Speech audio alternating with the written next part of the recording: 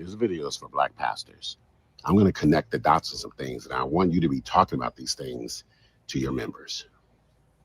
Most of your members, the majority of your members are Black women. Hold that thought. Black women voted for Kamala Harris at 92%. Hold that thought. The job numbers that came in last week show that jobs are down significantly. Hold that thought. Unemployment is up for Black people. Unemployment for Black people rose from an all-time historic low under Biden-Harris of 5% to now it's over 7%. Hold that thought. Black women have lost 300,000 jobs so far this year. And you ask why? Because Black women over-index in working for the government, and Trump and Elon Musk decided to fire a bunch of government workers, federal workers, that disproportionately impacted Black women. Now you put all that together. Most of your church members, the givers, the money givers, are Black women. Those Black women voted for Kamala Harris and Joe Biden. The job numbers show that we're entering a recession and jobs are down. Black women have lost 300,000 jobs, and unemployment is up for Black people overall. Now, far too many, not a majority, not all. You got to say that because the internet goes crazy, but far too many Black preachers were on these social media apps and in the news pushing Donald Trump. And then another segment were disassociated from the election altogether. And now we're seeing the effects of that. We're in August. We're seeing the effects of those tariffs, him and Elon Musk attacking federal workers and firing people, and other companies now starting to lay off people. And as we always know, Black people are last hired, first fired. And the numbers are once again proving that that is true. And something economists know, and you can search the internet, they're already talking about this, that Black workers and Black people are always the canary in the coal mine. That when something's bad going to happen in this country, or when something bad happens before it spreads to the general population of particularly white people, it happens to Black people first. So this message is for Black preachers. And if you are one of my followers and you see this message and you go to a Black church, you tell your Black preacher, respectfully, they should be talking about this right now, because you are going to feel the economic impact of Black women having fewer jobs. That's going to hit your church budget, those building funds, those pastor and wife anniversaries. It's going to hit all that stuff. I need y'all to be loud about this because midterms are coming. Hey, this video is.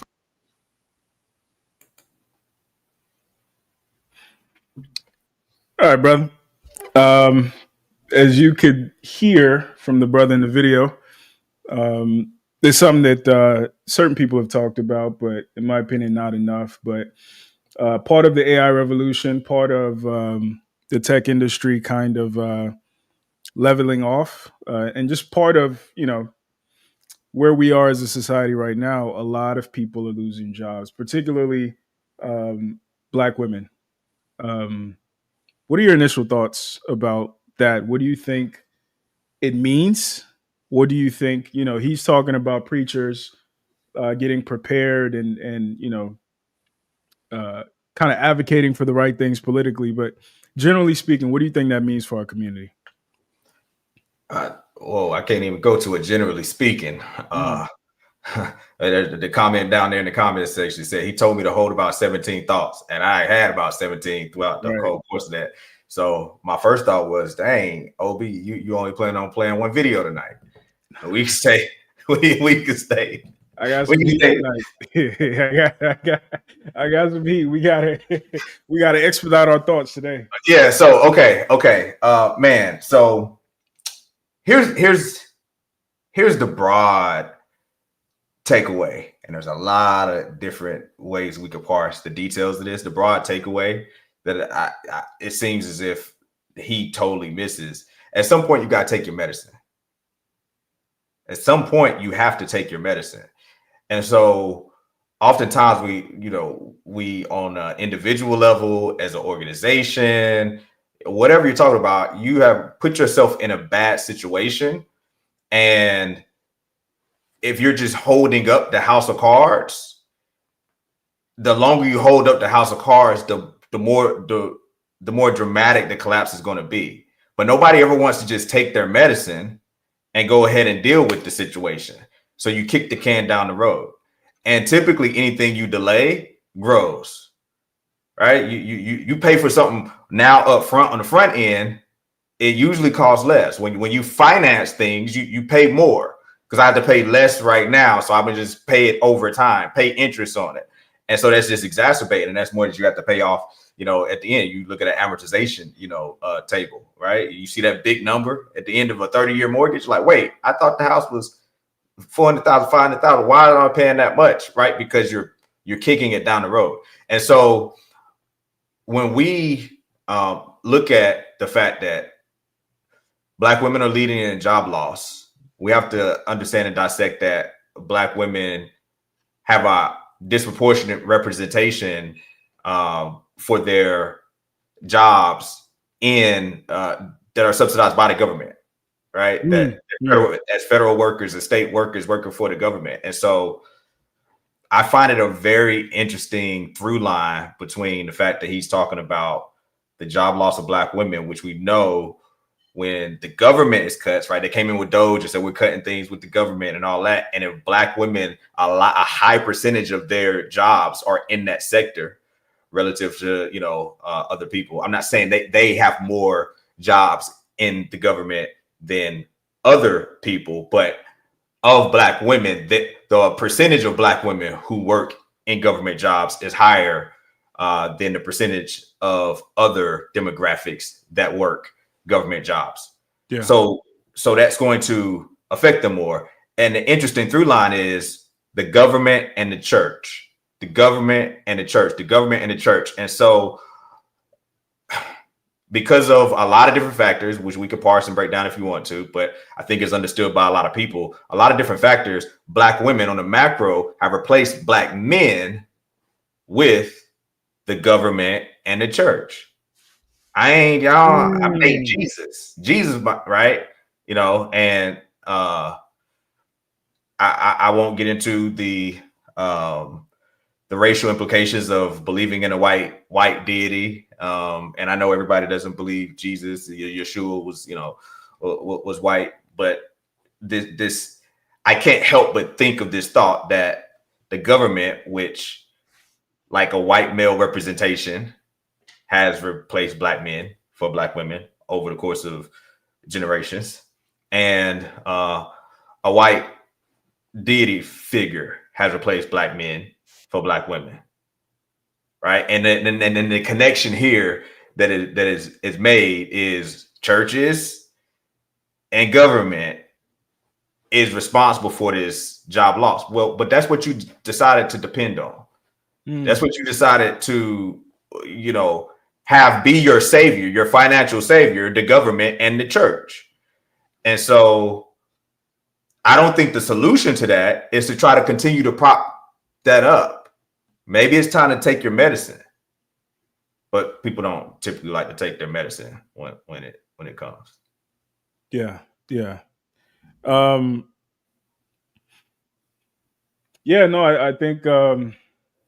I think it's going to be an interesting series of events that are going to follow this.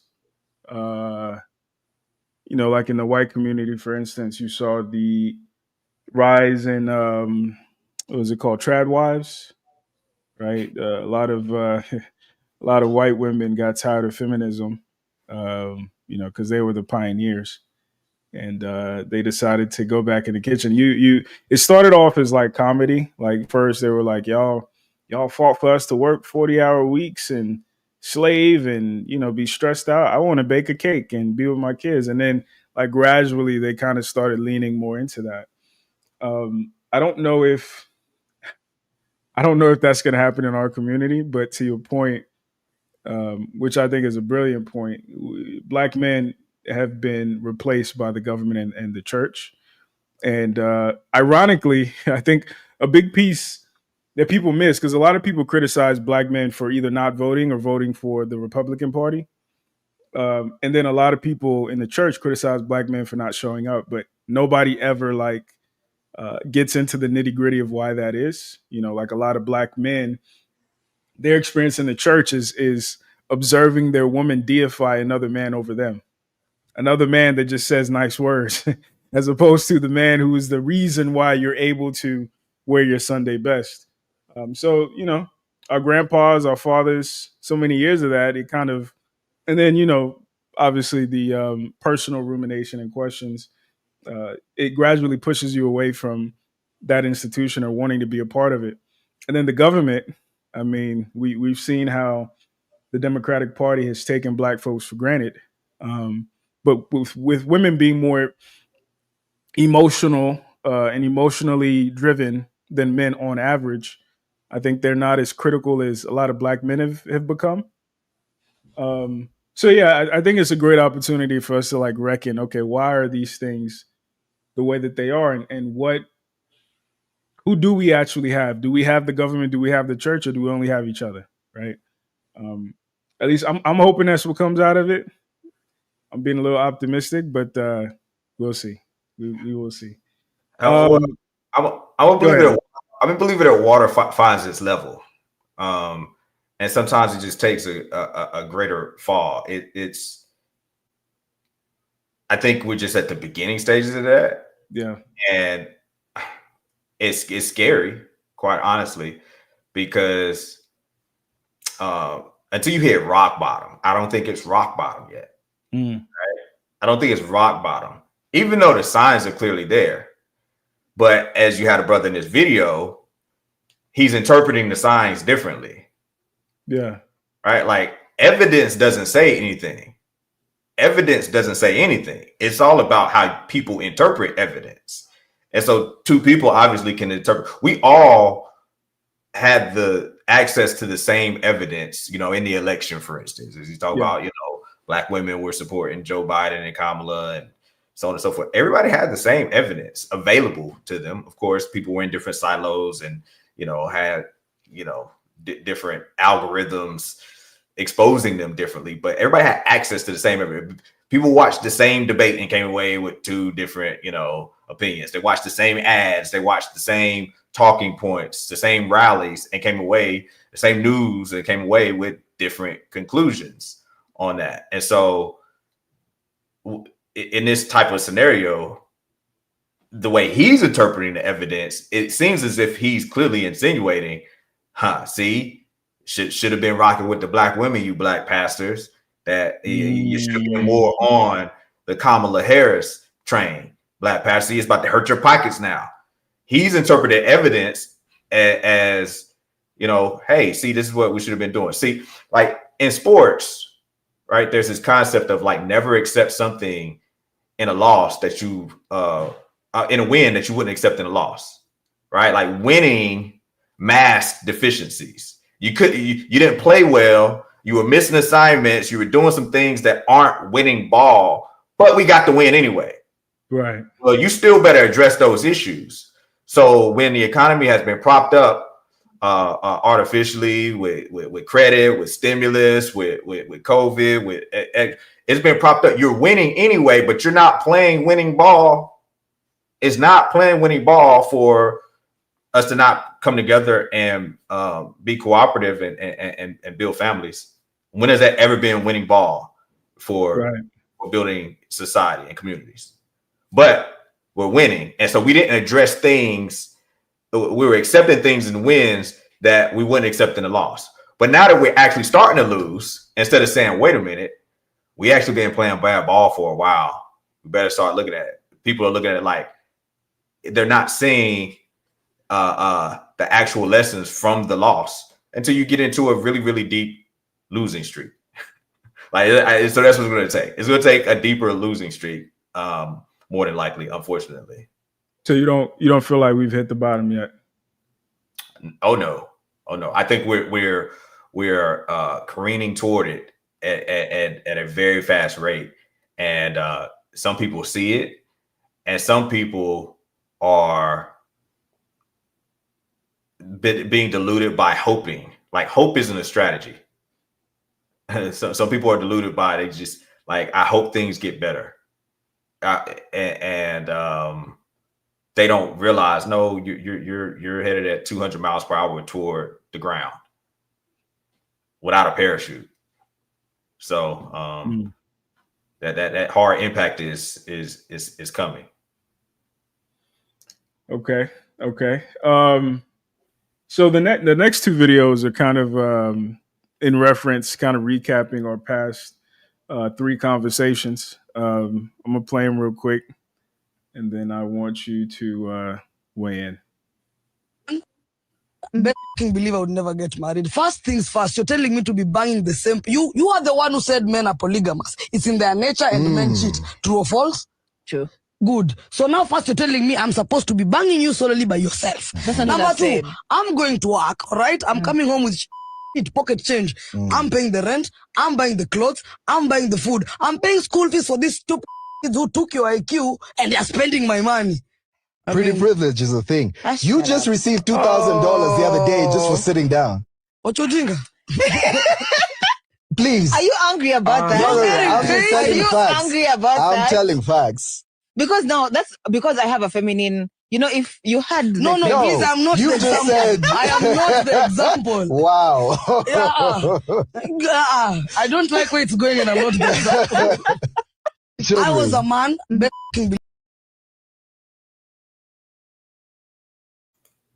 So the accent was kind of thick. They're South African, I believe.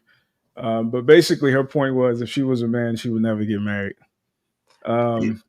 I didn't catch that to the end when it looped back around. When she was talking at first, I was so lost because I was like, what did she say? And then I saw it loop back around. She said, if I was a man. So that I missed that whole context as I was watching the first time. Yeah. If I was a man, I'd never get married. But basically, she was making a point that I think a lot of men are making these days, which I've brought up in our past conversations. It seems like, at least from a frame perspective, it seems like a lot of the benefits that were assumed to be, attainable through marriage are no longer there. So not only like how would you respond to her, but like how would you respond to people who have adopted that disposition or that thought process around marriage? Yeah, this is once again one of those macro things where we have to understand the difference between fault and responsibility. And this is very difficult. As a matter of fact, I've really gained a lot of perspective on this through philosophical, theological, studies over the last even 12 months, right? Even in my full gray beard age, I'm really kind of grasping that we're in a cycle that's bigger than us. We often, talk about, women who have main character syndrome. Like, you're not the main character in the course of history. There was a cycle. There were some circumstances that existed here before you got here.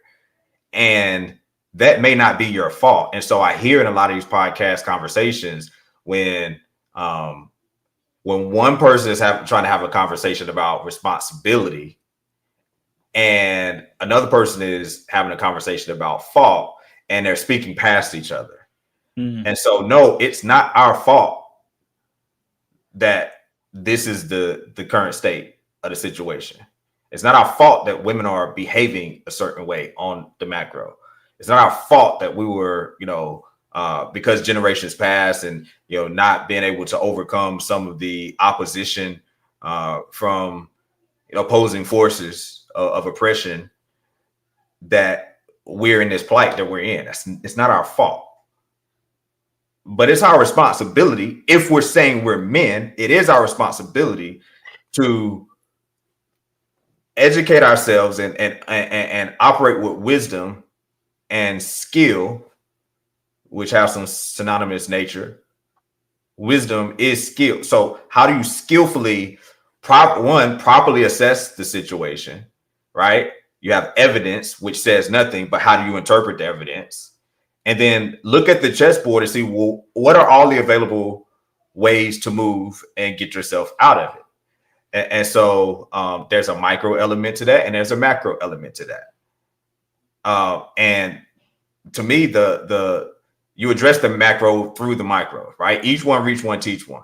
I've said this, I believe in the Black Marriage Masterclass series. People get too consumed about, women ain't this and black women are that, black women. What about your black woman? Like, don't talk, get very, very dialed in onto your situation. Well, women act like this on dating apps. Are you on dating apps? Well, I don't even look for it. So why are you even concerned about dating apps that way so much? Like, what is your actual situation with the women that you're dealing with?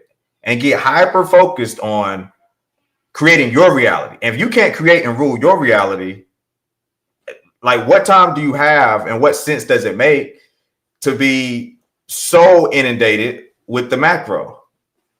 Right? You recognize the macro. You recognize the macro and then apply it to, reasonably to your micro situation through the lens that if I am going to be a leader and a force for change, it may not be my fault that we're in a situation, but it's my responsibility to do my part.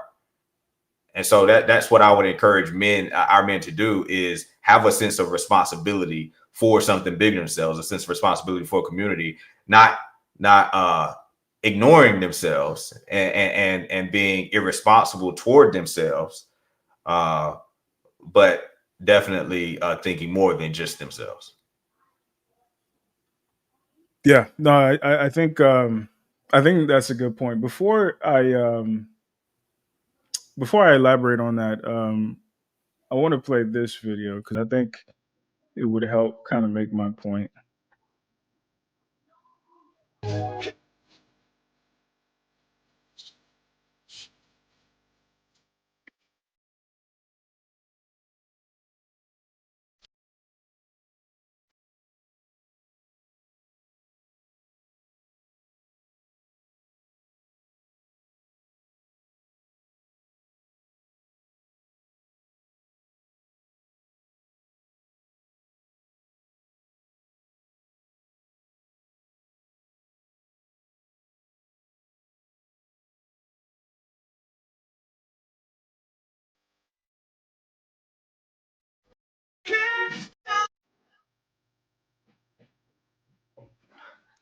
So, so the reason I play that video is because, and I've mentioned this before, but I think the part of this counter narrative that's anti-marriage that I think is valid is the reality is two things. Number one, most men married women who don't like them.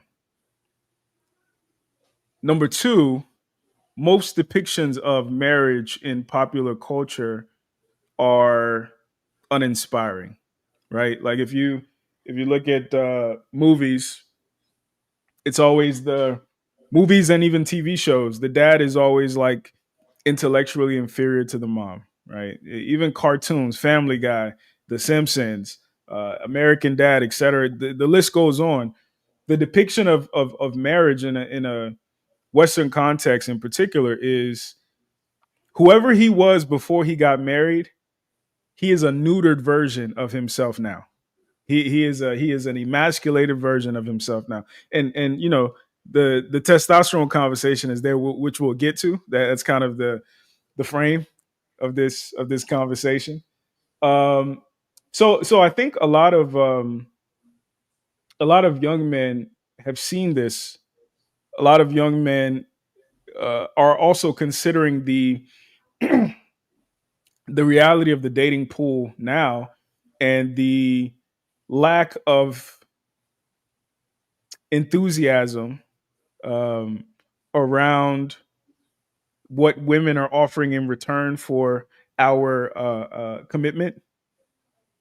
And they're saying it's not a worthwhile exchange, particularly because whether I know it consciously or not, I wasn't taught how to vet women properly. Number one.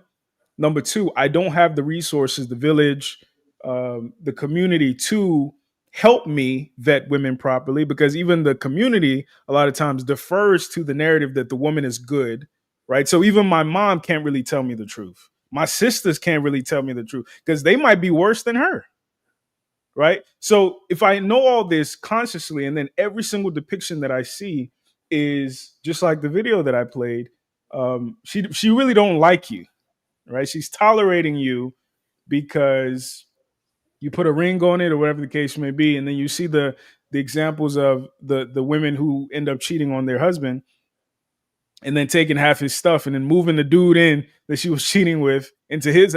So a lot of young men are saying, you know what? There's nothing that I'm going to get out of marriage that I can't either rent or I can't find an alternative means of attaining. So why not go that route and save myself the headache, especially as women continue to deteriorate? So what would you say to them? Yeah, I would probably start by apologizing that there isn't more of the resources, more men doing the work, to dismantle a lot of the deception and lies. And I call it deception and lies because a lot of this is perception. And people say perception is reality. No, reality is reality. Reality is reality. And a lot of this perception is from an opposing force. And so the thing about deception is you don't know you're being deceived. If you knew you were being deceived, you wouldn't be deceived. It has to be, it has to be deceiving for it to work. And one of my previous coaches, earlier in my career, he had this saying that he would say, observe the masses and do the opposite. Observe the masses and do the opposite. If everybody agrees with you, you're probably wrong. These were like obviously some oversimplification, some different things, but it's a lot of value in that. And so if I believe in social engineering, let's get into some logic. Let's get into some logos. Let's get into some frame here. This is a law of logic, right? Inconsistency can't align with logic. Something can't be A and not A at the same time. It can't be A and not A at the same time. If social engineering is a thing, I believe in A. Oh, social engineering exists. There are opposing forces that want to engineer us socially to behave a certain way. And then all of the media is tainting me towards a breakdown of the family. Then to lean into it, like, yeah, it must not be worth it.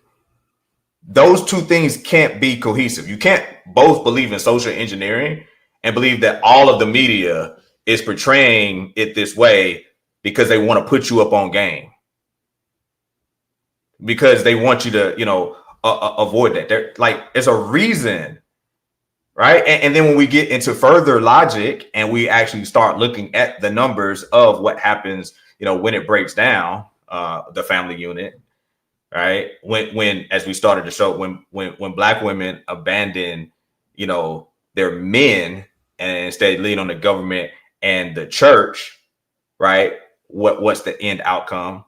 What's the end outcome for Black boys that are in scenarios where their parents aren't mating and staying together, right? So we look at the outcomes. It's not giving us the outcomes. We look at what our enemy is portraying to us in the media and pushing us toward. Why would I want to go in the direction my enemy is pushing me toward through media? If I believe social engineering is a thing, that doesn't logically make sense. So I know that doesn't give a lot of specific practical answers on exactly what to do if you're in that situation. But I would hope that a young brother of intelligence would hear that and be like, oh, wait a minute. Just maybe that's a different way to that's another perspective to does my enemy really mean me well by creating this media narrative that this is not worth it?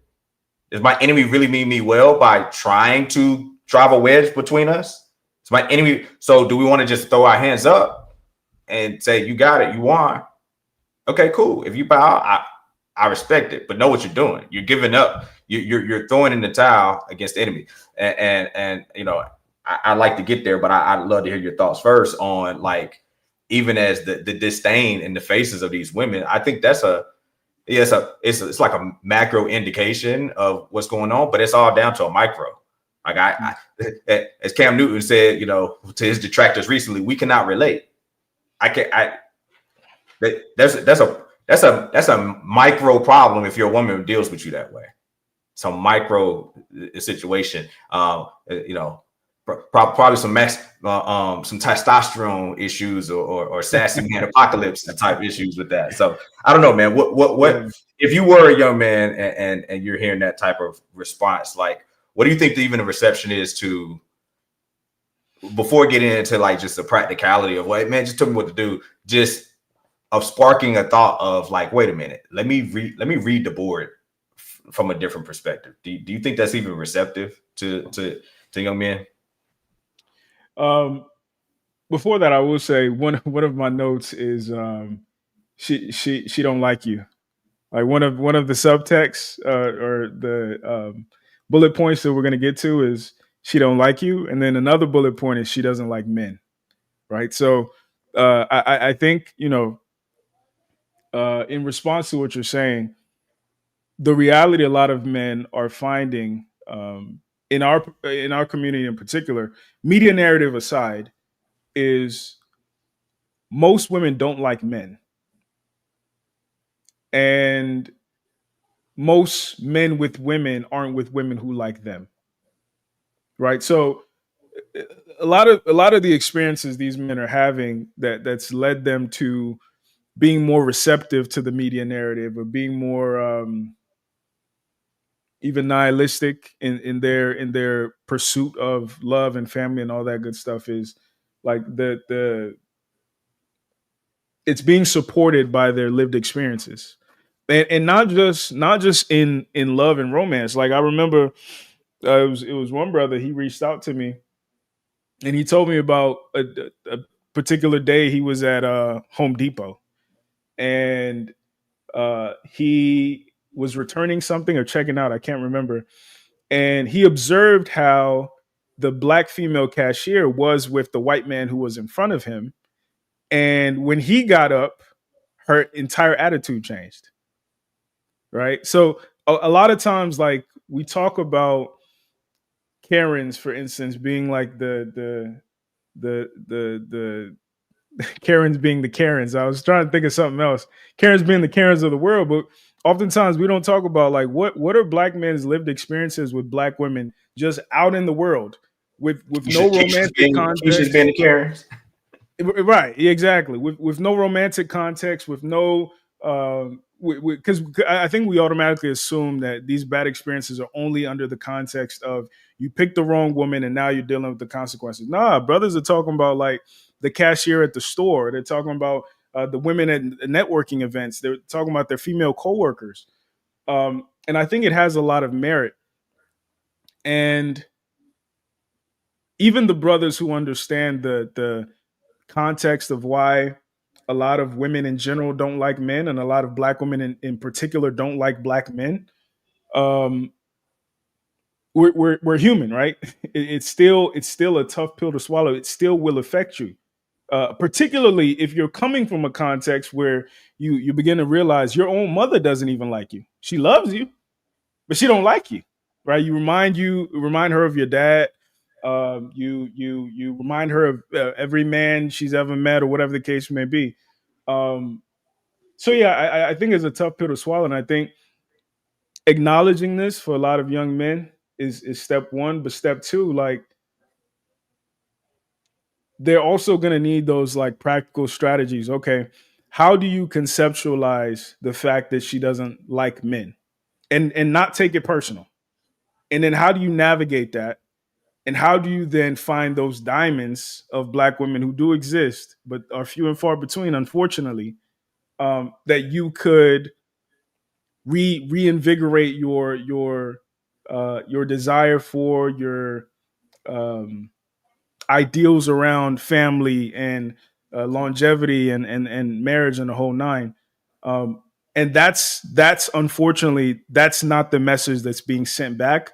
A lot of what's being sent back is the shame, is the guilt, is the if you were a better man, then this wouldn't happen to you. If you know, you helped Black women feel safer, they would naturally blah blah blah blah. And I think because of that, a lot of guys are just getting to the point where they're like, man, damned if you do, damned if you don't, right? So I'm gonna just check out, which is valid. Like we have to start calling a spade a spade. If men are people, if men are humans, and we understand men have feelings, men have boundaries, men have limits, men have a certain level of emotional tolerance, and then we consider what they've had to tolerate from childhood up until manhood.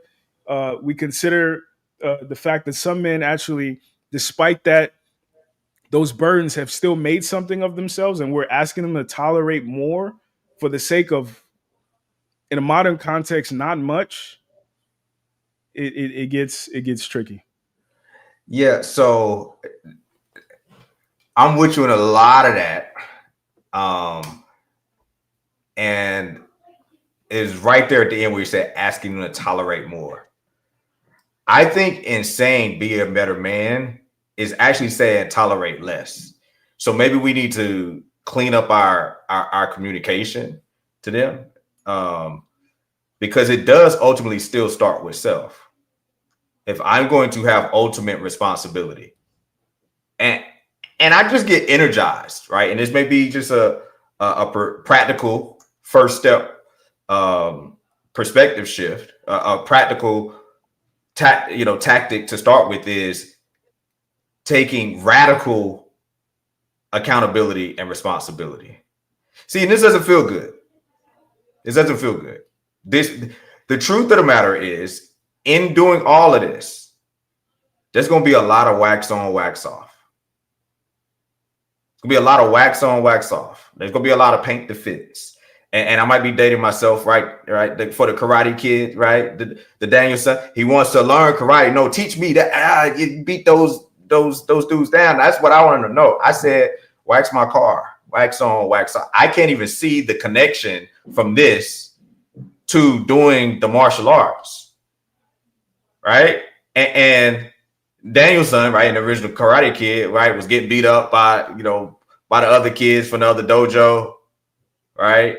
And he actually was kind of really the villain, Daniel's son, right? But that's another topic for another day. But in his perspective, this isn't my fault, right? I'm like, these are the circumstances I'm dealt, and I want to know how to fight against that. And I see, Mr. Miyagi, handling this situation, and I want to do that. But you telling me I gotta get better? Okay, cool. I'll get better. I'll come learn on you. But you got me painting your fence. You got me doing chores. You got me, and I can't even see the correlation between this until you can actually see the correlation to this. And so what I'm telling the young men is, it's going to be a lot of paint the fence. And so by telling them, like, yes, you are going to have to be better. So not even just for women in romantic sense to treat you better, for even in a non-romantic sense, and not even just for women, but for other men. Right? Here's radical responsibility. I was a full-grown man, and I had a coach. In business, I've had a lot of great coaches, throughout my life. And I was upset about a business situation, and he was like, I know you understand, like, responsibility. You got to be responsible for your actions. When I'm challenging you on in this particular, time, and this was like, man, I was probably 30 years old. He was like, what I'm challenging you on is you got to take responsibility for other people's actions. And I was like, what? Well, I ain't taking responsibility for nobody else's action. And I had to sit with that for a minute. And I was like, but the ultimate level of man that I want to be and the type of outcomes I want to have, like, oh, actually, I get it now. Like, it is my business how other people treat me. That's my business. Now, I don't care who you become. There always could be somebody that's going to step out of line, disrespect, do the wrong thing, right? But that better be their first and only and last time. So that's like going back to that video with them women showing that level of contempt on their face for their husbands, no, not fiance, husband, not boyfriend, husband, You created this. You're responsible for how she treats you. Right? I am responsible for how, even in public, somebody that I'm gonna have a random encounter with, a cashier, like, I am not going to accept a certain level of treatment. I was watching a video actually just even before we got on here, from I think it's the Got to Be Me podcast. I'm not sure if you're familiar with it. It's mixed girls, early adulthood, and they have a white mom and black dads, and they were saying, observing their white side of their family, when they're around their white family, when they're out, if they get disrespect or anything's not going to, like, they have a certain level of esteem about themselves, or like, no, wait a minute, hey, no, you're gonna fix it. It could be just at a restaurant or anything. Hey, this is wrong, whatever the case is. Like, they just demand and command a certain level of, like, you're going to treat me in a way that fits my level of esteem or higher. Whereas when they're around their black family, they don't always exude that same thing. And so this is a point where I'm saying this is a part of an internal painting the fence and wax on and wax off, is you are responsible for other people's actions. If you got to treat those around you a certain type of way and be treated a certain type of way. And if you can't do that to them, those people around you, then get those people from around you. And if they're not willing to do that while they're around you, then get those people from around you. Either change the people you with or change the people you with. That's your responsibility. Yeah, no, 100%. I think, and I think we touched on this last week, about, when we kind of talked about men not being people, or women not seeing men as humans. A part of it is, like, projecting additional responsibility and additional, or expecting an additional layer of tolerance from men that women wouldn't be expected to have. So I agree with you to a point. I think that's the goal, right? Either change the people you're with or change the people you're with. However, I think what we're missing is, there's in one of Kendrick Lamar's songs, he was like, I cut my grandma off if she don't see it how I see it. Can't remember the name of the song. For a lot of men, that's easier said than done. Like, I think for me, it's easy because, I'm avoidantly attached or whatever the case may be. But for most people, it's not. For most people, their moms, their grandmas, their sisters, it's blood is thicker than water. It's family over everything, et cetera, et cetera. And the reality is, until you're willing to do that, it's damn near impossible to do it in other, like, less consequential interpersonal relationships. So let's start there. How would you advise, encourage them to be able to do it with some of those more intimate relationships before you get to, the girl you're dating who starts talking to you any kind of way? Because I think that's where it starts. Yeah, I want to be hesitant to not say my line again. We cannot relate, because I want to have some flame here, right? I want to have some compassion, but I'm like you. Like, grandma can get cut off, and shouts out to my late grandmother who just passed this year, and we had some tension in our relationship over the last several years of her life. And I remember one incident in particular where I was over her house, and she, we started to have a situation where I'm a man, a grown man with a wife and 4 kids. I love you, grandma, but I'm if you can't change the people you with, you change the people you with. And I'm not taking a certain level of disrespect if I take it as disrespect from nobody, grandma included, right? So I remember walking out our house, pretty heartbroken, thinking this may very well be the last time I see my grandmother. Now, I was able to step back and then had a grace to understand that, she was dealing with some dementia. She was getting older, and being able to understand that wasn't the grandma I grew up with. And I did have a chance to, have those moments in her final days, and that did my heart well. But I shared that intimate, idea to say, I agree with you wholeheartedly.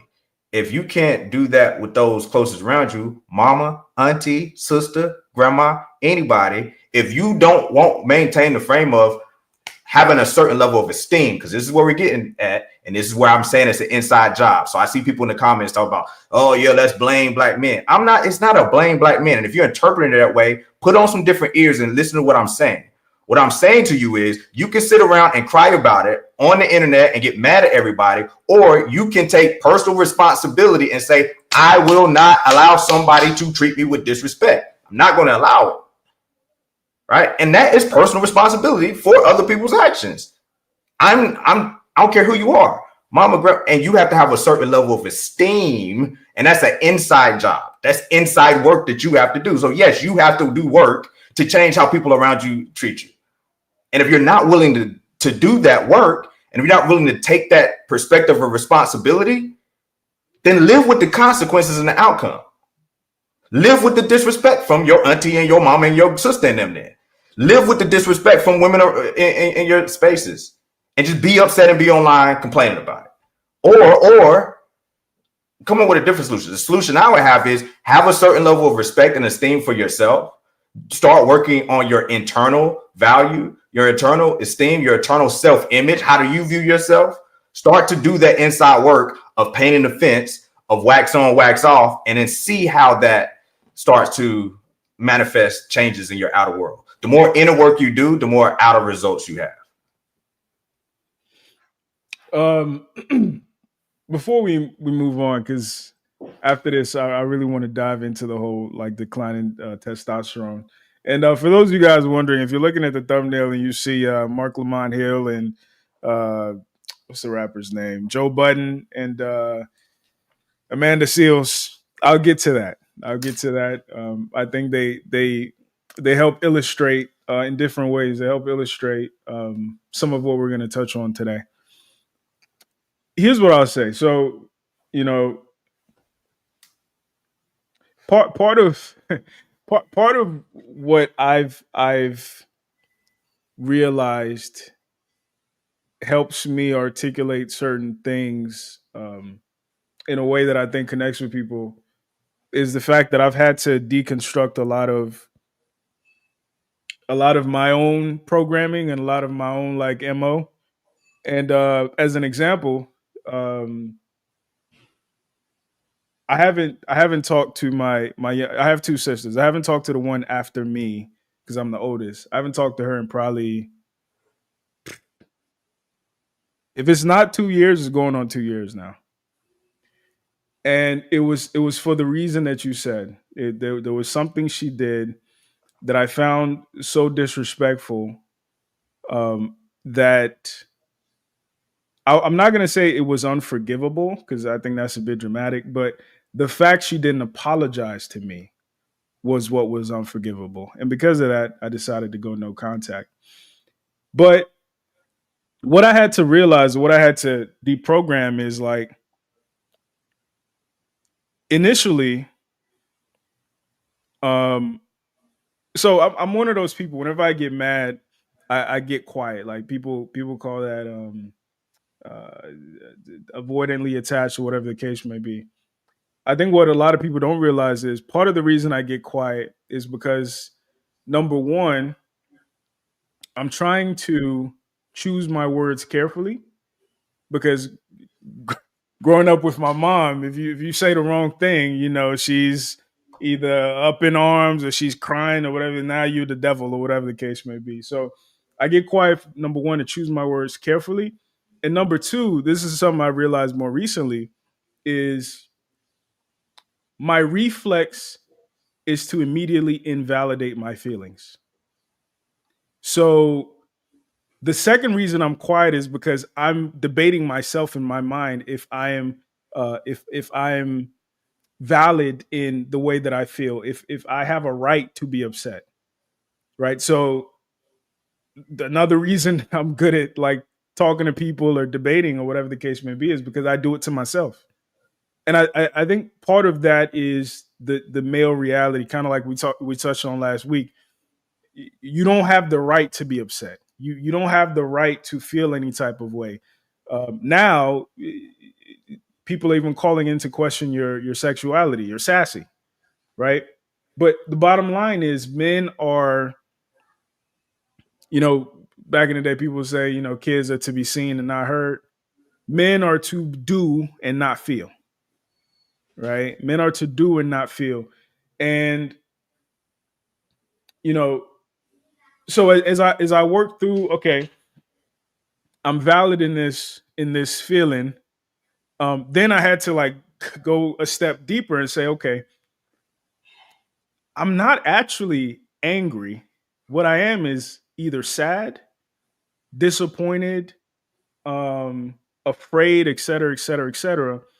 And unfortunately, because of masculinity, because of the complexity of masculinity, the only expression of my sadness or my or my insecurity or my fear that doesn't call into question the essence of my being is anger, right? Anger is the shield that helps me, confront the world with some things that I'm not supposed to feel as a man, right? So I think I think as we are moving into this new world where we're like deconstructing masculinity, deconstructing femininity, deconstructing humanity, et cetera, et cetera. I think that's a piece of the puzzle that we often glaze over, is that people aren't actually angry. People aren't actually like giving up. People aren't actually like nihilistic. They're afraid, or they're depressed, or they're sad. And until we get the vocabulary to speak to the feeling that they're actually feeling, as opposed to just the facade, the veneer, that we're allowed to. Men aren't allowed to be sad. Like I know people, share all the black boy joy things where people are frolicking through the field and stuff like that. But in reality, in the real world, men aren't allowed to be sad. Men aren't allowed to be depressed. Men aren't allowed to be afraid, especially afraid. So we give you fear because we know how to show that. And I don't know if you remember that boxer. It was like an episode of Iyanla Fix My Life, and the son was talking to the dad, and he was like, "I still love you," and then the dad was like, "Ah." It was funny. It's funny. Hilarious. But a step behind that, like when you really think about it, men don't know how to cry. He didn't even know how to cry right. He didn't understand the mechanism of crying, right? So there's a lot of layers to this that I think we gloss over. Like, so when we're talking about a lot of men who feel defeated by the reality of the dating market, by the reality of women in our community in particular, by the reality of their mothers, I think there's some sympathy that they're owed, and I've heard some stories, and there's some brothers like I don't even understand how they're not an incel, they're not a woman hater, whatever the case may be, right? So if we're going to shift the narrative and avoid situations like Kristen Coleman that just happened, where Sha'Carri kept all her sponsorships, but if it was flipped, he'd be in prison. We have to start, helping men and also helping society deconstruct the frame that men are made to exist within. Man, those are a lot of bars there, and you talked about language, right? The two things that really jumped out was, one, you talking about language, and then of course your anecdotal example of like not knowing how to cry, Yeah. right? And so language is the building block of all creation. Language is the building block of all creation. Right? Like we're actually built of language. Your DNA sequence is a language, right? Your genetic code is a language. The softwares we're using is the computer language, and language is the building block of everything. And so in doing that introspection, right, we talk a lot about like emotional intelligence. Well, what is intelligence? Often, what's it often an indicator of intelligence? Your ability to describe something. Do you really understand it if you don't have language for it? If you can't communicate it properly, do you really have a deep understanding? Right? We talk about, I don't know if you're familiar with like the levels of understanding, and you know, where it's one where you understand it, but you can't really explain it. And then you can understand it so well that you can explain it to somewhere else and they could understand it. But then can you understand it so well that you could explain it to someone else? They understand it on such a deep level that they could explain it to someone else. Right. And this is all about language and ability to communicate. And so communication is one of those skills that, you know, I'm not so sure if this is true, but you know, it's been said, and it seems the case that like men, you know, when it comes to communicating, right, like that's not our natural inclination is to communicate, but this is an area that we need to do work in. And so you do a lot of work. You're a great orator. You're a great communicator, great debater. Why? Because you do a lot of internal conversation. And so this still is coming back to the internal conversation that you're having. And so it is appropriate to have that filter, to have that internal conversation, to start to have the language, to have the emotional intelligence. No, I don't think I'm actually angry. Well, what am I? Do I have the language for that? Do I have the intelligence, the building block of anything, language? Do I have the language to really be able to identify what I really am dealing with? And then secondly, beyond emotional intelligence, do I have the emotional integrity to actually accept what that really is? We talk a lot about emotional intelligence, but we don't talk enough about emotional integrity, to be honest about what the emotion that we're actually dealing with is. And then you know, we'll have better tact in an appropriate display of that emotion, because I actually don't believe that it's an issue for men to display a myriad of emotions. How we display those myriad of emotions is something that we can use skill with, use wisdom with how we display that, right? To again, your anecdotal example, had he cried in a different way, he wouldn't have been the meme that he is, right? And so, yeah. Yep. So let's segue to the testosterone conversation, and so I'm gonna play these videos first, and then I'll tie it to the Mark Lamont Hill situation a little bit. Actually, after these clips, so I'll play these clips. We'll kind of frame testosterone going down. What does that mean? I have my theory on what I think is a bigger than recognized contributing factor, and then we'll go from there. So yeah, let me play this first. With lower testosterone tend to be more motivated to care for children. So even if you're not a father, if we present you with a crying baby, men with very high testosterone, the reaction to that is mainly aversive, like, okay, just take it away from me. And also they get quite frustrated. They find it quite difficult to deal with as a noise. Men with low testosterone tend to be more motivated to pick the baby up, try and soothe the baby and deal with it. And whilst it's a difficult noise to hear, they tend not to experience negative emotions in relation to it. So that drop in testosterone's really, really important. A lot of men say they don't notice the drop in testosterone in terms of things like strength. So I get contacted by a lot of men saying, but I love weight training. This is going to ruin my... No, it doesn't do anything like that. Think of the number of Olympic athletes who have kids. You're fine. What it does do is it increases your emotional vulnerability. So quite often with fathers, you will hear they're more empathetic after birth. And also they find it harder to deal with emotionally difficult things, particularly like on the news. Suddenly things on the news will make them cry when they never cried before. Men with lower testosterone tend to be... Study that was done where fathers and mothers lay in bed together. It was done in the UK. And when the baby cried, almost nearly every time the mother woke up in the middle of the night to the baby's cries, and the father slept through it.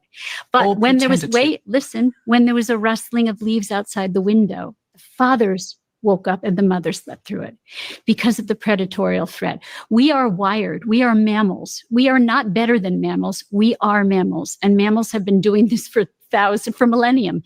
And evolutionarily, there's a reason why we have different responses, different nurturing behaviors that are correlated with our hormones. We are not the same. We are equal in so many ways, but we are not the same.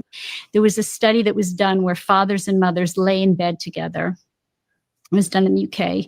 And when the baby cried, almost nearly every time the mother woke up in the middle of the night to the baby's cries, and the father slept through it. But when there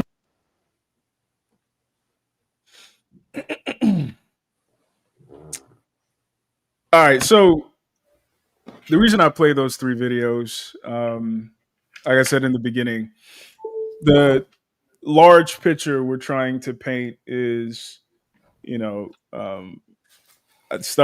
bunch of studies have come out that testosterone rates are gradually falling, right? And there are a lot of negative consequences for men.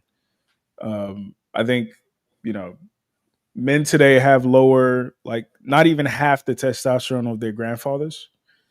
And we talk a lot about environmental factors. We talk a lot about even some social factors, but some of the consequences being like the rise in depression, drop in sperm count, all kinds of stuff. Even a UFC fighter, what's his name? Derek Lewis. He's a heavyweight.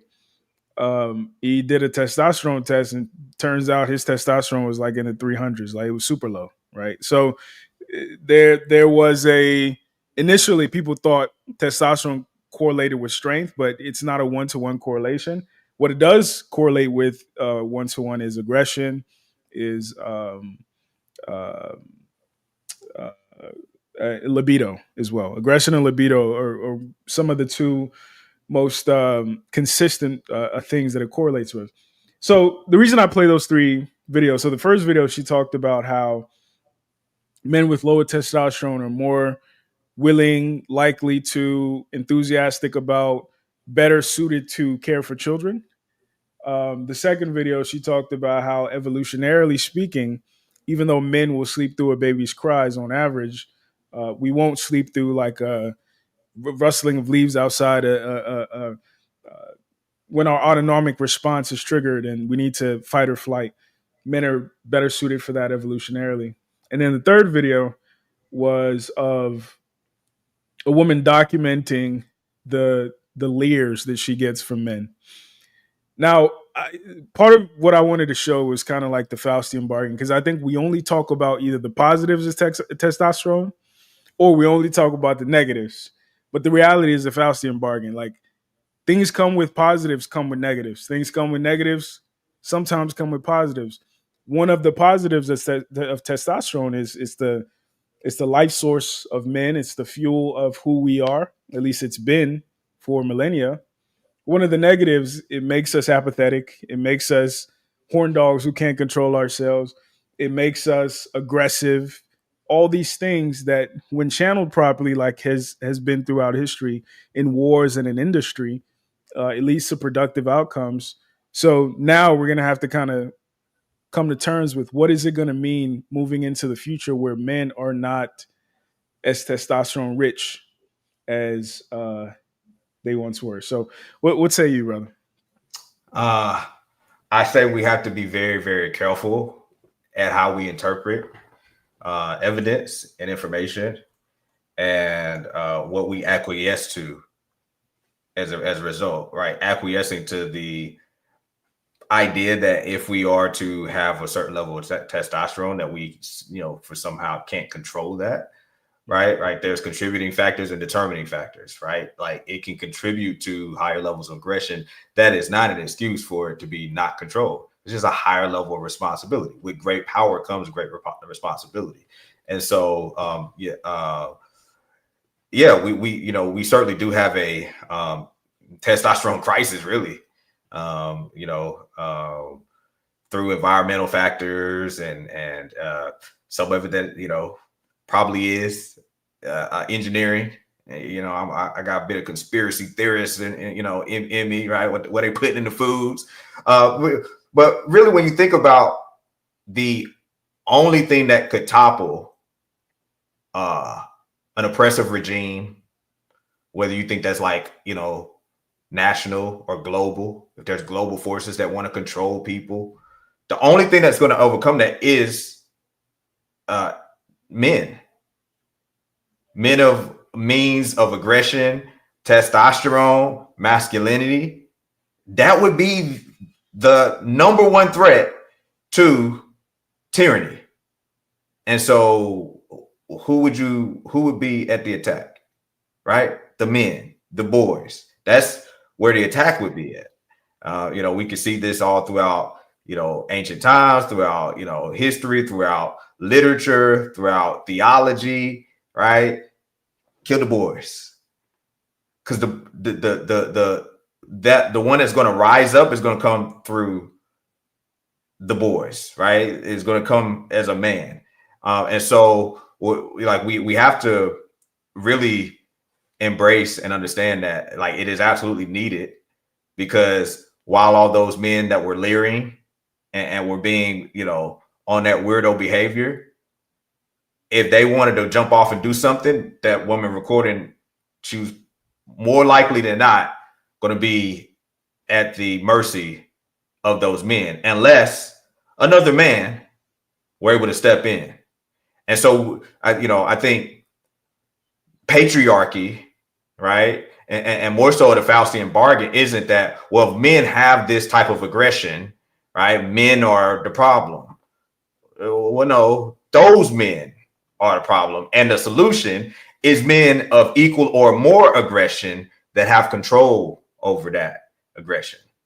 And that's what patriarchy is really all about, right? Is the stronger, making way and protecting, for the weaker. Because people in a position of power and strength tend to, some of those people, whether men or women, abuse their power at times. You see it with women abusing children, right? And there's all kinds of interesting data on the rates and levels of women abusing children versus men, right? But people who are in a stronger, more powerful position tend to abuse people in a lesser position at times. And the only thing that can stop that is somebody that has equal or more power. And so unless men are going to disappear, which I know some feminists would just, maybe love nothing more than that. At least they think they would until they can't survive.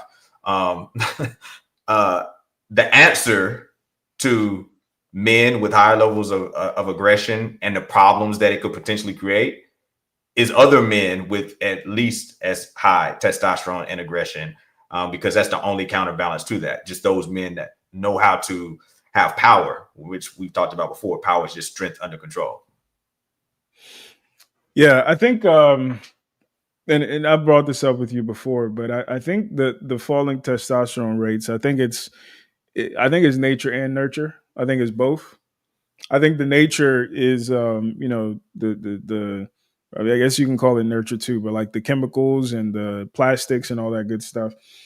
But I think the nurture is, we talk a lot about how society trivialized the role of women, which caused women to kind of revolt and choose feminism and choose empowerment, et cetera, et cetera. I think what we fail to realize is society also trivialized the role of men. I think society oversimplified what the role of a man, the plight of a man, the role and plight of boys, even as many movies and books that are written documenting men, it's typically always documenting ideals as opposed to realities, right? So I think part of what's happening is, and this relates to the Sassy Man Apocalypse, but there's been a shift in the supply and demand, right? There's more so a demand for non-testosterone rich men today. And I think as a result, it's contributing to the other factors that are affecting the testosterone rates, right? And I think maybe this is just a consequence of human evolution, but the utility of men's testosterone, aggression, risk taking, sex drive, et cetera, et cetera, et cetera. Those things have been demonized today. And not only have they been demonized, but in a modern context, they don't have as much or as obvious a utility as they once did. Right? Like I've had conversations with women who are unsure about the trade-off or the prospect of having children, because a lot of the narrative is, as a woman, you're going to do all the work and he's just going to work and play golf or whatever the case may be. And a lot of my pushback was, but when it comes to protecting, when some shit goes down, he's going to be the one to step up. And her rebut was like, how often does that happen? Right. So in prior context, the trade-off was more obvious versus now, like a lot of our protection, at least from their point of view, is symbolic. It's metaphorical rather than like a actual, like I can see her raising the kids. I can see her taking care and nurturing. The protection is like a bodyguard, like I'm anticipating rather than doing, right? At least that's how a lot of women see it. And to my point, I think that's caused a lot of them to, because I believe women control culture.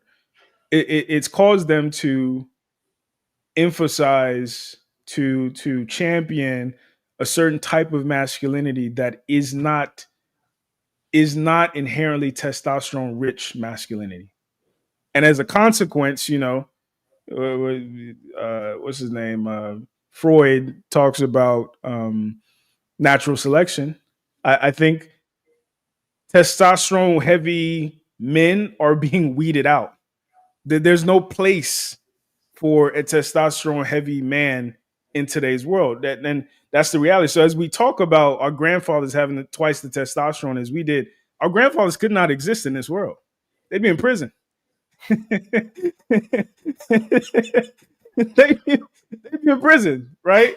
And who we've had to become to exist in this world, to navigate a lot of the landmines of feminism, is a neutered version of a man, unfortunately. And I'm not even fully convinced it's a bad thing or a good thing. I'm just making a point that I think the testosterone falling thing is not just bad and it's not just good. You bring up a very, very brilliant point about the esteem of manhood and masculinity, not being there. Of course, we've heard this, right? Like people don't appreciate men. We get it. But I've even caught myself not pushing the full trifecta, if you will, of, masculinity. You often hear protect, provide, protect, provide, protect, provide. Right. I do believe we have equal importance, not equal roles. We were designed that way. I don't believe we evolved that way. I believe we were designed that way. The women were designed to nurture, comfort, and support. Nurture, comfort, and support. Men were designed to protect, provide, and preside. You never really hear an emphasis about the preside part and the equal importance. And I could make cases and arguments, that it's almost even more important, preside, but they're all interconnected, because how can you preside if you can't protect and provide? But the presiding part, the leading part, the leadership part of it, I believe has a high level of testosterone requirement with it. So that same testosterone that makes one aggressive also makes one decisive and focused in, being all in on an assignment, right? On a mission, on building, right? Men of low testosterone typically aren't the ones that are building great empires in anything, even in industry, right? There's a level of decisiveness and aggression in your decision making aggression in going after goals, not just aggression in physicality. And so I do think this is a part that's tied to how we preside, and we don't value enough. Even as men, we don't value enough the masculine role of presiding, of being a thinker, of being wise, of being stoic, of being skillful, right? That's masculine to take your time, right? And really, think. That's a trait of masculinity, right? And we always reduce it down, us included, men included. We reduce it down to protecting and providing. And so when we start to stand on our square and show up esteem, as well as being presiders in addition to protectors and provide, like, what are you presiding over? Like, can you at least first preside over yourself? Right? If you want to build an empire, first master yourself. So like, we preside over ourselves, then preside over our domain, over our company, over whatever we're leading. Are we presiding over anything? And this is one of these things that is a little more intangible. And we just don't do a great job as humans oftentimes at properly valuing something that's intangible. Yeah. Just like I said with the woman, it's nurture, comfort, support. Well, the nurture, I can see her taking care of the babies, to your point. But comfort, support, like I can kind of feel it. She don't feel feminine, even though she's taking care of the baby. Why? Because she don't have that comfort and support, aspect to her. Right. So the intangible parts is easier to be lost, right? But everything that can be not everything that we learn can be taught, right? Sure. Some of it just has to be caught. Sure. I think what's, I think a lot of times we talk about how complex it is navigating womanhood, and like the insecurity and the social dynamics, et cetera, et cetera, et cetera. But I want to talk a second about how complex manhood is.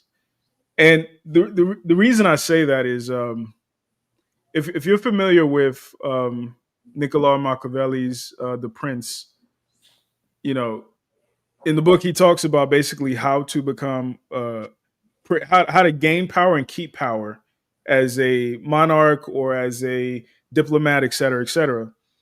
And basically it's a book teaching you how to be a sociopath, basically. And when he talked about why he wrote it, he basically said he wrote it not to teach people how to be sociopaths, but to teach people how to spot sociopaths, right? So if you know how to do all the things, like we talked about magic the other week, you can see through other people doing it or doing it to you. And, even in psychology, there's a concept called the dark triad. It's psychopathy, sociopathy, and Machiavellism. With the difference being psychopathy, you're born with no ability to feel or empathize. Sociopathy, something happens in your life, and any psychology professors, please correct me if I'm wrong. Sociopathy, something happens that turns you basically, for all intents and purposes, into a psychopath. So you're not born with no feelings, but you become so calloused that it's indistinguishable from somebody born with no feelings. So the people who are born in the hood, in the trenches, and they become a killer, right? So like Ghost from Power would be like a sociopath. Or Machiavellism, it's learned sociopathy. So it's almost like an academic approach to it, which the book by Niccolo Machiavelli was the blueprint of Machiavelli. And I bring that up to say all the men throughout history that we remember, number one, and we attribute to having achieved greatness, if you really peel back the layers, they were at the very least narcissistic, and at the very most psychopathic. Like even Jordan, he talks about how he was a psychopath on the court. Tom Brady talks about how he was psychopathic. You see what I'm saying? So part of why I say masculinity is hard to navigate is because the things that that help you become successful as a man. The traits that you have to have, that aggression, that ability to disassociate from your body and your you listen to wrestlers or even boxers or fighters talk about how like a flip switches, a switch flips. I'm sorry, a flip switches, a switch flips, and like they're ready to kill or die, which is a necessary aspect for being a man. It doesn't work by being a father, but the ability to step in and out of those personas, I think we trivialize how difficult that is, especially for high achieving men or men who aspire to high achieving, because especially as you get older and as you actually navigate the world, you begin to realize that like to become a billionaire, you can't be a good person. It is impossible, in my opinion, my humble opinion. It is impossible to be a moral, ethical billionaire. I think it's impossible. I think that there are certain levels of government that you get into, or certain levels of fame, that even if you came in as a good person, it is impossible to maintain that. And a good example is even in Nigeria. Like, we always talk about Africa being corrupt and all that good stuff. What I feel like people miss is even the people who come in with good intentions.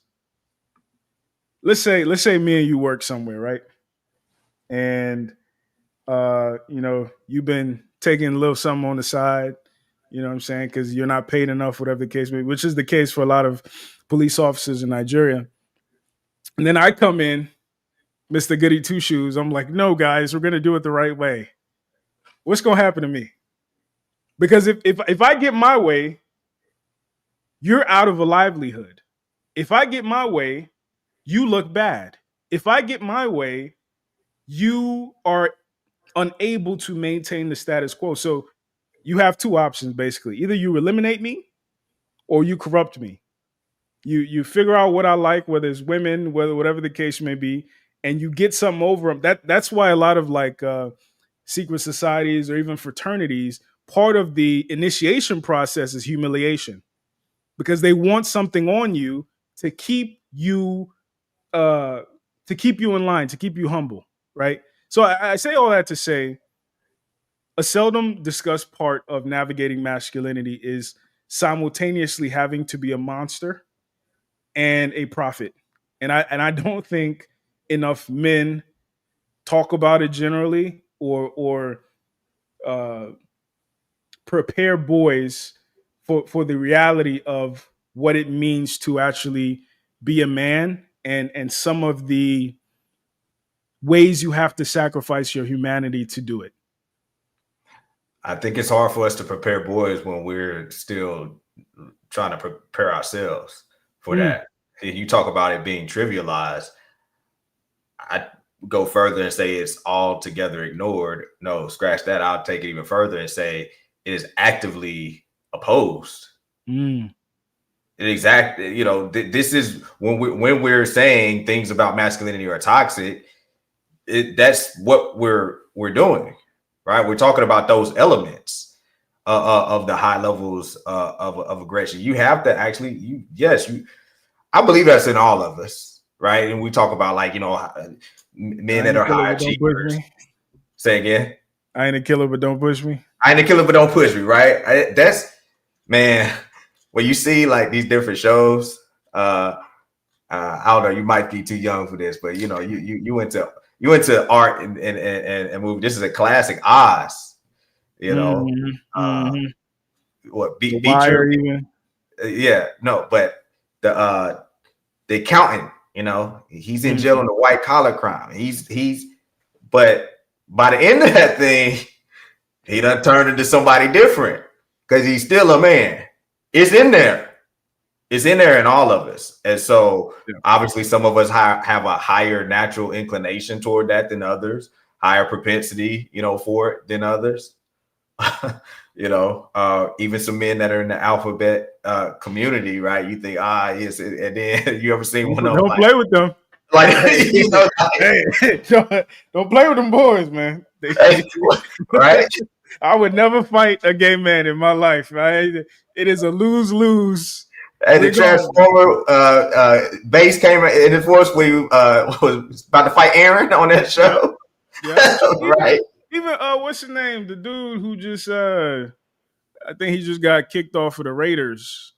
Big ass defensive tackle. He might be on the alphabet community, but I ain't fighting that dude. Hey, I don't know about Mike. You get that's hey. Let's go back to Clemson. There's shenanigans, but yeah, exactly right. So, point being, man, we all have it in us, and so not only is it trivialized, but it's ignored. Not only is it ignored, but it's actually actively promoted against. And yeah, we have to do better at recognizing that it is there in each and every one of us, and to strengthen that monster, we got to feed that monster. Like you actually do have to feed the monster in an active pursuit. But as much as you feed, you also have to learn how to subdue them. Right? You know, in college, when I was in college, they had the formulas like, yo, for every hour that you spent in class, you should spend 2 hours outside of class studying. Yeah. Right. Like for every hour feeding it, maybe you should spend 2 hours learning how to control it. Right. But we got to have that monster. It's to me, it's a necessity of being a holistic man. 1000%. Yeah, we're gonna have to do 2 parts. But before that, let's get into the Sassy Man piece.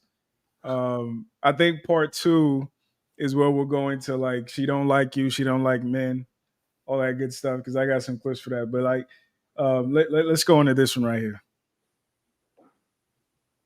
This is what predominantly male spaces look like. Every colleague I have in Gaza has been murdered. Every single colleague I have in Gaza has been murdered. So we got a lot of work to do, a lot of stuff to pay attention to. That's pretty good. All right, Young Thug just I get scared every time he do that shit. He doing so fast. So you gotta hit everybody know in Gaza is like, oh my colleague. God damn, he doing it again. That nigga Mark, boy. Why you don't never support him when he start talking that shit? I support him very well, Pizza. He has my full support, but I also know that once he says something like that, or we discuss something like that, then we're just like, okay, what's the fucking pivot? I've seen some videos about this particular moment in the Joe Budden podcast, but I want to point something out real quick. And it's the redirection of asking the woman in the room how come she didn't do anything or say anything to him when he said something like that. I don't know the show. I don't know the context as to why he specifically asked her how come she didn't say anything. But as you can clearly see, Joe Budden and the rest of the guys in the room were very uncomfortable with whatever Mark Lamont Hill said. And the redirection was to, the woman in the room, how come you didn't say anything about this? Because there's always an expectation that when it comes to the guys hanging out, we're talking sports, rap music, or whatever it is, and whatever emotional thing you have going on right now is reserved for another woman in your life. We don't practice the skill of emotional support, and we assume women inherently have that skill. This is what predominantly male spaces look like. Every colleague I have in Gaza has been. All right, before I jump in, thoughts, brother. And I know you got top of mind thoughts. No, I ain't your friend. I want you to go first. I'm not your friend. I ain't mad at you. I know. Let me have some emotional intelligence and find my real emotion towards you right now. Right. Like this was a setup. I'm gonna talk to you first. I'm gonna say this. This is giving me like Amanda Seals, with her recent, debate, and I'm watching it, and I'm not generally a fan of Amanda Seals and how she has, portrayed herself and a lot of the stances that she has taken.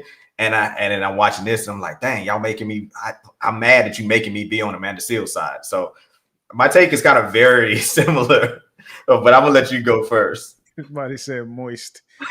No. I think so. I mean, part of the reason you asked me yesterday why is Mark Lamont Hill on the thumbnail. This is why. So kind of like we talked about earlier, as we continue to redefine masculinity, I think that the brother in this video is the is the new paradigm. You know, with his multiple piercings, with his cat, soothing the cat, talking about safe spaces. That's a new thought. If you would have said, I'm gonna be on the stream with Alan, he gonna talk about, yeah, the brother was soothing the cat. I wouldn't have thought that. I'm sorry. When I say I'm soothing the cat, that's typically not what I'm talking about. That's not usually. But you know, to be fair, that version of masculinity post feminism, post Me Too, is what's considered safe today. Is what's considered safe masculinity today. And I think it's for two reasons. I think number one, men of old were irresponsible with their expression of masculinity, like calling a spade a spade. But I think also like the feministic movement throughout the proverbial baby with the bathwater, which is what we've been kind of touching on, and overcorrected, right? So any kind of masculine aggression is toxic. Any kind of protection, provision, or presiding is toxic. Any kind of even now the ability to empathize or help properly contextualize masculine interactions has been lost, because I think the Mark Lamont Hill situation was an opportunity to delve deep into why is the pivot what men tend to do. What has been the utility for men like Joe Budden pivoting or laughing things off or reframing things that might be emotionally painful or intellectually taxing. What has been the utility? Because you know we don't think men are that deep generally as a society, kind of like we talked about last week. Nobody cares to frame this, and even the Moist brother in the video missed an opportunity to frame this. Part of the reason is because in order for us to be the battering ram in life, in industry, in protection, and in provision, we have to callous ourselves emotionally. Part of the cost of that is in our older age in particular, we lose touch with our ability to reconnect with emotion for emotion's sake. Because a big reason why men tend to shift things is we hate feeling impotent.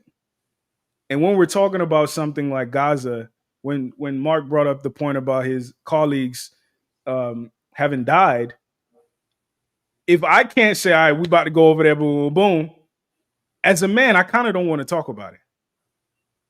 Like relative to women, I think women are okay with rumination. I think women are better suited, better capable of sitting in impotence and being like, I can't do anything. But men, it's like if I can't crash out, I'm either laugh it off or I don't want to talk about it. I don't want to address it, whatever the case may be, which has been a real world. There's been utility to that frame. And I think we can do better as men. We can do better as a society as better helping frame those things instead of just dismissing it as toxic or dismissive masculinity.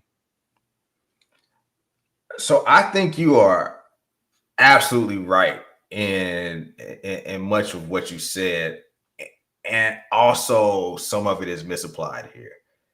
It's way too charitable to that cast of characters on Joe Budden's podcast.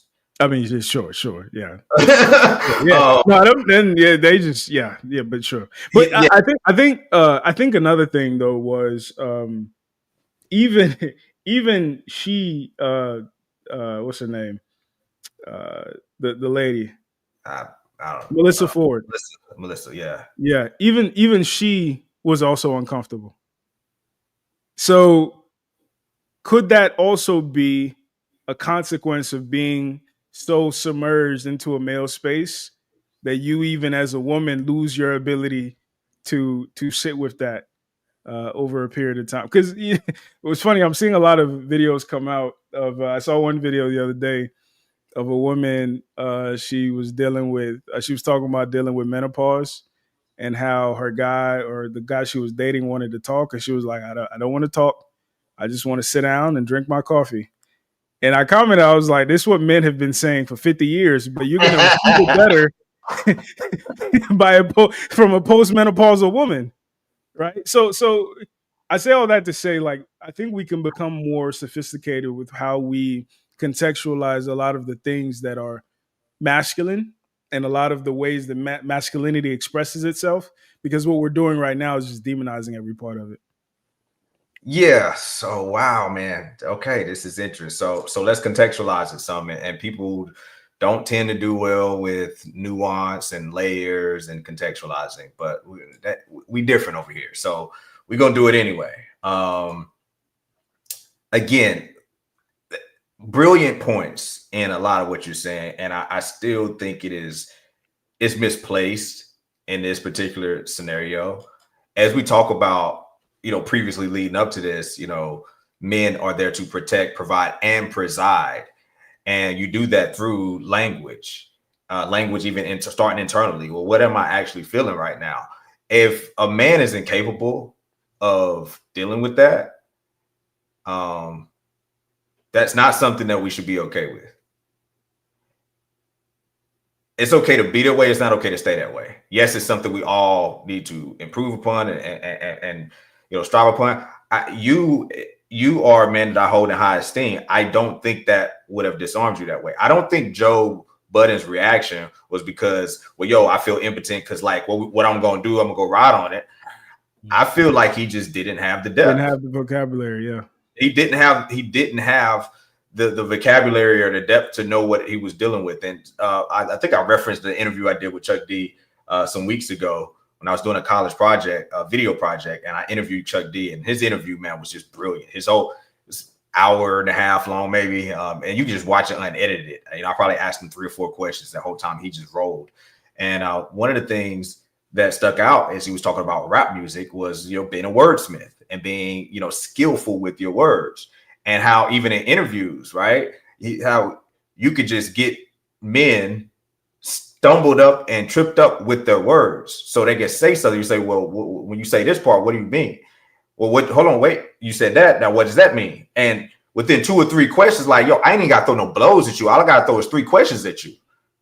I got to throw 3 questions at you and you off your square. How much of a protector can you be when I can get you thrown off with words, 3 questions, right? And so not having the ability to deal in depth, I think is something that we shouldn't,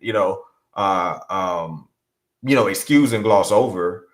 And certainly I contextualize that with the fact that we aren't meant and we haven't been designed to have the amount of conversations and inputs that go on. The amount of conversations we have on a daily basis of knowing what's happening in Gaza, and you got to care about Gaza and Flint, Michigan, and Christian Coleman, and you got to care about and all the stuff that's going on in your personal life, right? And so we weren't designed to be able to have that much, input. So that's a very, very fair point. But I was upset because, just like I said, I'm watching Amanda Seals, and I'm like, dang, I don't have to agree with Amanda Seals, but I got to call it like I see it, right? A broke clock's right twice a day. I think I'm hesitating to say brother, the man with the septum ring and the cat and the cat man, the cat man, yeah, that's cat daddy. Cat daddy. I think Cat Daddy's points were appropriate to Joe Budden. Where I think he misses is making that as a blanket. This is what is predominantly like in men's spaces. Wait a minute. That's where I'm going to call foul. Because I have a lot of intellectual conversations with you. If I sent you something on Gaza, we would have some conversation in depth. My boy Travis, right? We would have conversations in depth. My boy Joseph, we would have conversations in depth, right? And so to put up Joe Budden and that crew as like the pillar of example of male spaces, and then chip away and chip down at that. I think that was the problem, not necessarily the way he was saying in that particular application. I don't think he was actually off in saying that about them and how problematic it was, but don't put that on men's spaces. So that's where lies the problem. But that part right there, which is I think is a brilliant point. I don't think that's his fault. I think one of the consequences of how we've defined masculinity relative to femininity is, and you see this in public discourse, men are defined by the lowest common denominator. Women are defined by the highest common denominator. Even the example I just gave you about women's hesitation to get married because they feel like they're going to carry all the burden of raising the kids and whatever the case may be. Every woman thinks of themselves as the best possible mom in the world, who's homeschooling her kids, who's cooking 3 square meals a day, who's at every single recital. And that's not the truth. And every woman considers men as this bum who just sits on the couch, is disengaged, doesn't remember nothing, isn't. And unfortunately, I think men have also, to your point, and it manifests in videos like this, but I think men have also, like, you know, like you play sports or whatever, you're only as strong as the weakest link, et cetera, et cetera. I think men, we've also internalized this. And we also define ourselves by the lowest common denominator. And we also are told that, you know, from the Dante Cows and whoever, we are supposed to take responsibility of the deadbeats. We're supposed to check this person. We're supposed to police the community. So it perpetuates this cycle of men ain't shit because we never can be shit, because our ability to aspire to a greater level of masculinity only exists in our insecurity and in our disconnect from our higher selves, because we're always striving for something that we can never really be. Whereas women, on the other hand, are inherently valuable.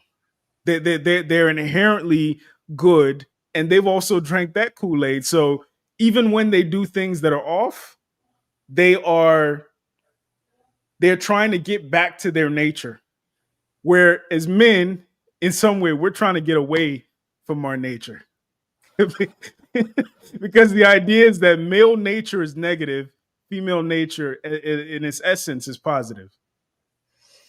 Yo, listen, I got a question for you. But first of all, you cooking on that one, man. Listen, I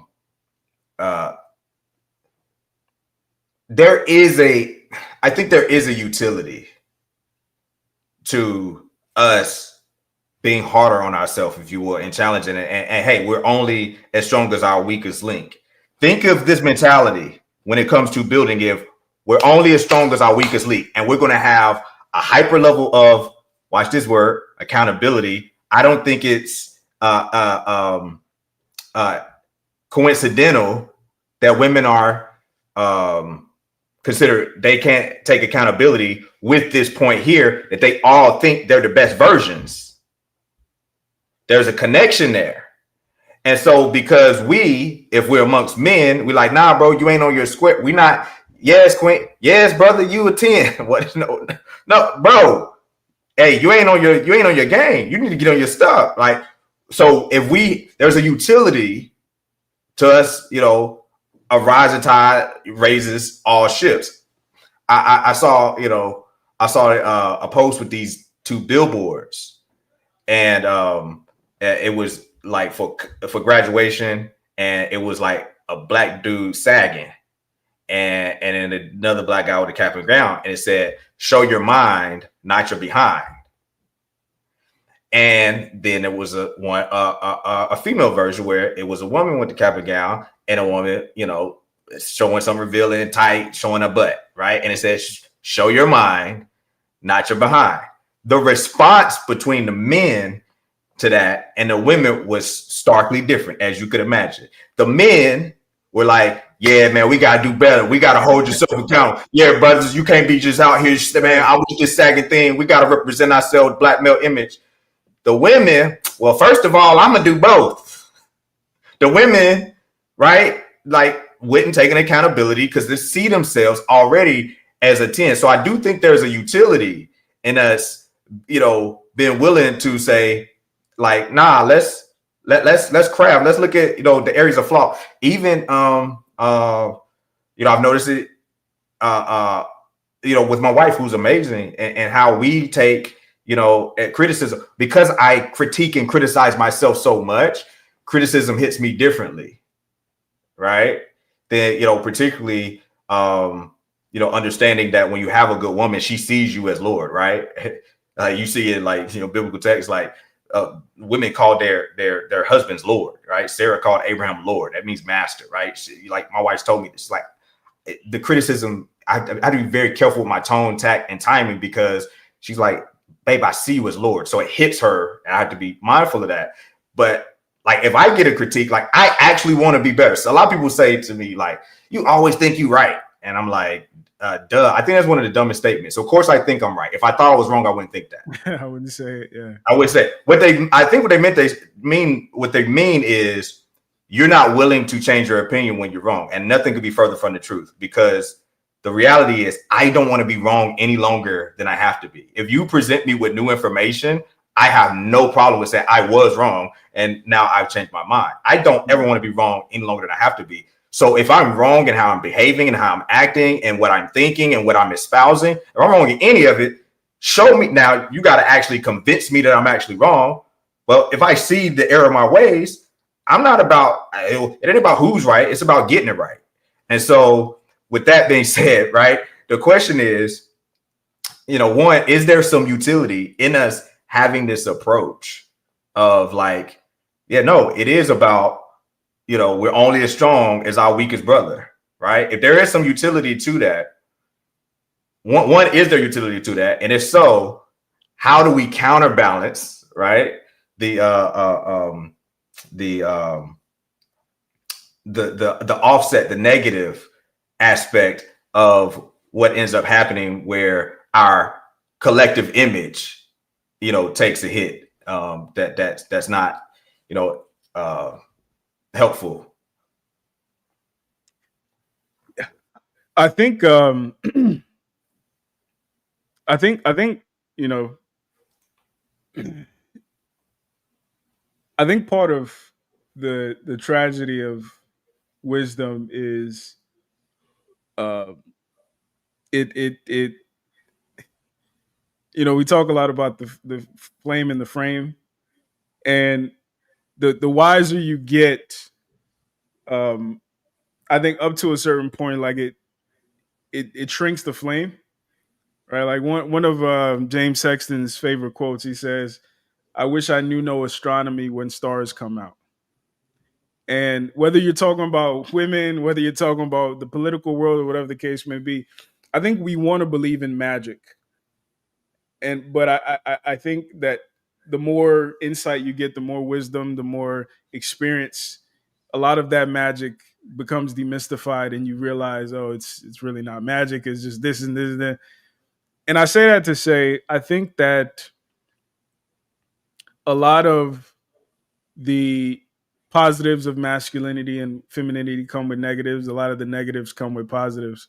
So like one of the negatives that we talk about with women is like they're unreasonable, unwilling to take accountability, et cetera, et cetera, et cetera. In a healthy form, that unreasonableness helps them raise children. That unwillingness to take no for an answer, for instance, helps them navigate, whether it's the manager at the store to get a discount. There is utility to it.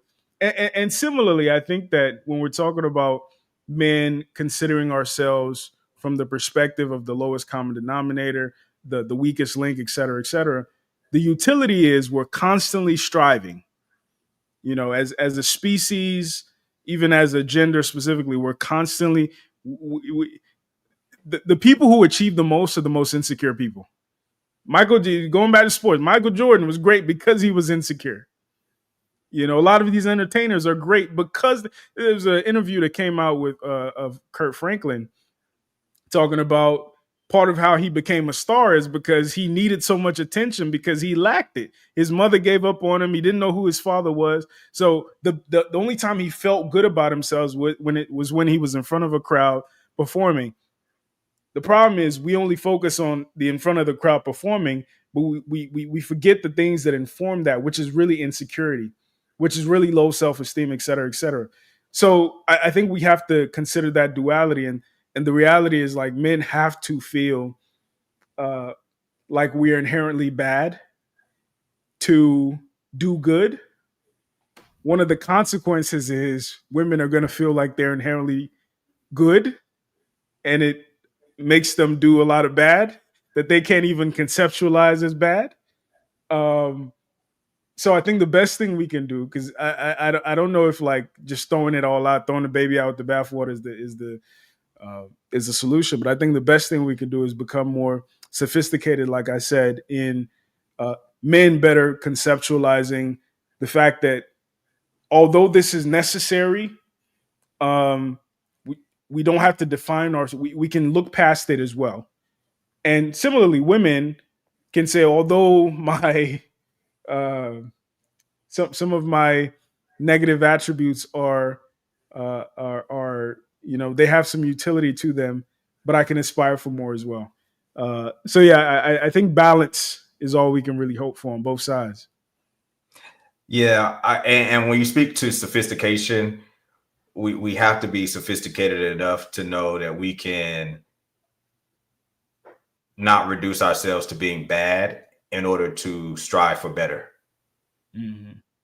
Because the greatest of greats do get to a level where they recognize that, no, I'm great. But I love the way Kobe talked about chasing perfection. If you think Kobe didn't think he was that dude, you don't know Kobe. Kobe knew he was that dude.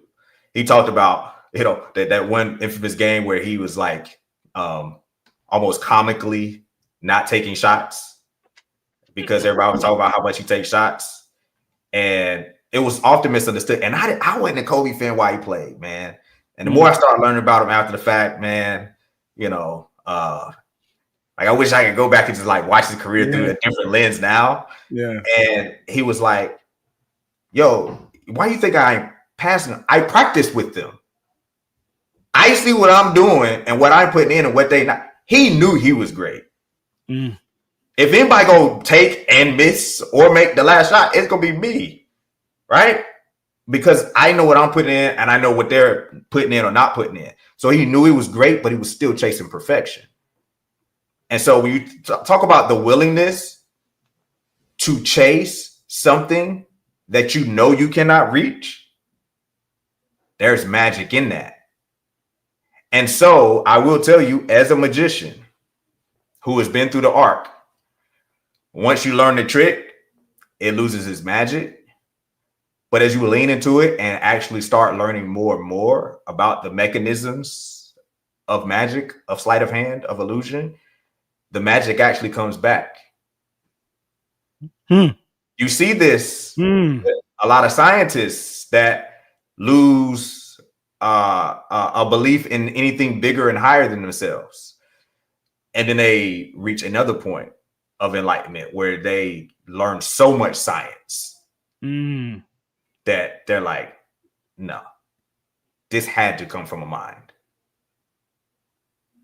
There's many a scientists, many a physicists, and even Einstein, when he understood the Big Bang and previously thought the universe has always existed, and then science revealed to him, no, science tells us the universe had a starting point. A certain level of magic in his thought on something else being out there comes back, right? When they first discovered DNA, a lot of scientists were driven to discover DNA to disprove that there was a intelligent design. And when they discovered DNA, they're like, see, we figured it out, but we know more about DNA now. And guess what? A lot of scientists, the more they start to learn about DNA and the more they start to learn about genetics and microproteins. If you study just kinesin, homework for you, just study kinesin. You can't study that. And magic comes back.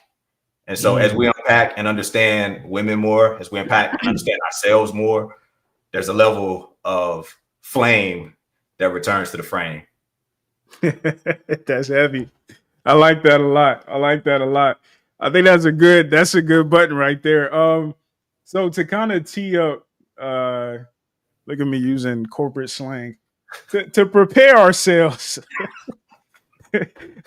I need to log off Teams. Next episode, per our last episode. Yeah, let's drill down and boil the ocean. So to prepare for next week, let me play this video right here. It's by some of you guys might recognize him. This Hot Damn I Rock. The brother was one of the original YouTube OGs, and then he went through a devastating loss, basically transformed him. But he did this video recently, which sounds eerily like who he was prior to the disaster, but it's in line with the Sassy Man Apocalypse that we're talking about, and we'll go further into it on our next episode. So let me go ahead and play this. I was at this party last night. I already ain't feel like going, but the music was good and the drinks was free, so I was like, fuck it. Met this little shorty, pretty as shit, but I wasn't trying to smash for real. To be honest with you, yo, these days, you only as pretty to me as the shit you think about. So we talking, get a couple drinks in somebody, yo, they'll tell you everything. She one of them girls that feel like because she looked the way she looked, dudes are supposed to kiss the ground she walk on, some wild shit. So I was like, can you fight? She was like, no. I said, can you shoot? If I put a gun in your hand, can you hit a paper target 50 feet away from you and not miss? She was like, no. I said, can you build a business from scratch and generate enormous cash flows because people pay you for a skill set that you've developed? She was like, no. I said, well, you want a guy that was helpless? She was like, no. So why would a guy want a helpless you? Yo, her whole body language changed. She started looking down at her cup and shit. You ought to be the reflection of anything you feel like you deserve. It's a lot simpler to do it that way than sitting here waiting for magic to happen. Excuse me, my fucking Jameson getting low. I was at this party last night. It's funny because I didn't realize he said waiting for magic to happen because I think that's perfect. That's perfect. So to prep for next week or next episode, basically we're gonna go into the difference between a woman who doesn't like men and a woman who doesn't like you, and kind of going further into the vetting process, because we talk a lot about the vetting process and we critique men a lot for failing in the vetting process. But a lot of especially with vetting women, a lot of the things that you vet for are very nuanced and very easy to miss to the untrained eye, particularly distinguishing between, does she not like men? Does she not like you? Does she not like anybody? Does she want a marriage? Does she want a wedding? Does she want to be a wife, or does she just want a husband? Like, those are very nuanced distinctions. So we're going to go into that. But what are your quick thoughts of this video I just played? My thought is, man, this is the perfect precursor to next week. The perfect precursor to next week. Man, there's a lot of value and things I think we're gonna be able to glean. I got some thoughts already going on right now, but I'll say this: when it comes to prepare those that are viewing for next week, some things to start considering and thinking about. When it comes to vetting isn't the start.